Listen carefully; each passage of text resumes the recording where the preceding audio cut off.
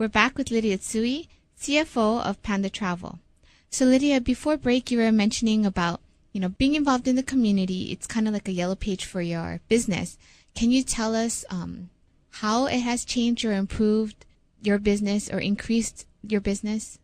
Well, when I go out to the community, there's also golf tournaments and people. I get to talk to a lot of important people, CEOs and business people, and they kind of talk to me. They know that, I'm Panda Travel. So they ask me if I can help them with the corporate travel, and they know that we always share with our best price possible.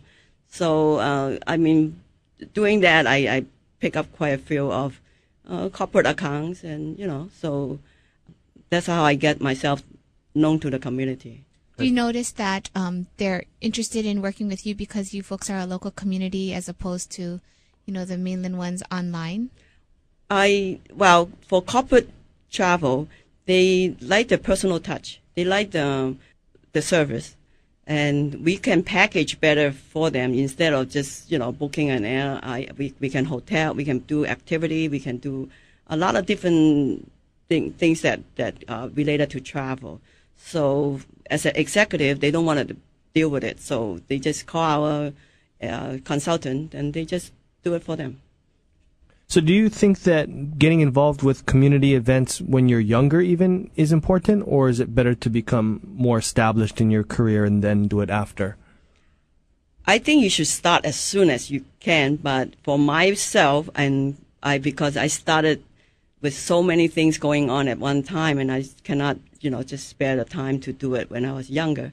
And now life is a little bit more comfortable for me, and I feel a lot better to do it now in terms of with money or time. So I think you should start as soon as you can. Do you find that being a woman in business is an advantage or disadvantage? I don't ever think of myself or anything else except I'm a business person. I deal with people at the same level as how they are. I treat them, I look at them as their business person too. So I never feel uncomfortable to do it because I'm a woman. The only thing I feel different being a woman is that when I walk into a big meeting with a bunch of men there, all I do is I listen more than I talk.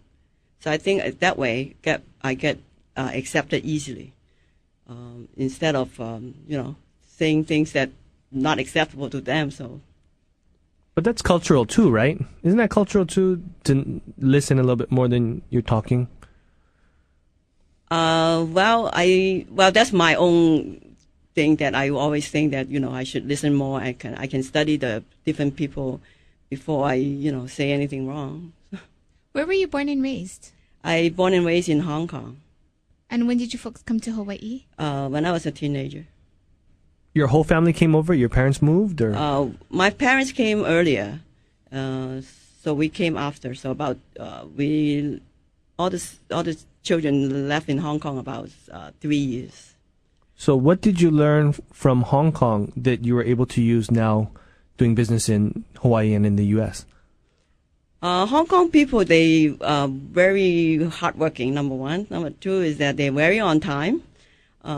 They always very quickly do things, and normally we don't procrastinate. So that's the three major things that make us a little different, I think, to work in as a benefit to us to do in the United States.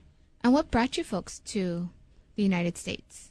My mother wanted us to be here because it's a better education, and she feels this is a better opportunity for us.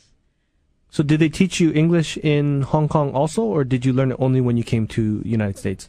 Well, they have very little, and mainly it's from here, from when we started here. And, I started real late.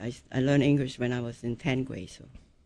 So a lot of people are looking at doing business internationally now, especially with the internet. China is on the rise. What advice can you give other people out there doing business in other countries that they may not necessarily speak the language or be familiar with the culture? What advice would you give to them? Well, a lot of people are looking at doing business in China or Hong Kong or Singapore. My advice to them is before you even start doing any business, you should get to know some of the local people there, just to maybe start just as a friendship, and to study a little bit more. And I think people are most important. And if you can find people that can give you advice on and what not to do or what to do, and I think that's a better coverage for yourself rather than going there. How important is speaking the language? Not that important, because right now China and Hong Kong, they're very advanced, and then the level of business people, they all kind of speaking in English now. Thanks for tuning in. Stay tuned for more on Greater Good Radio.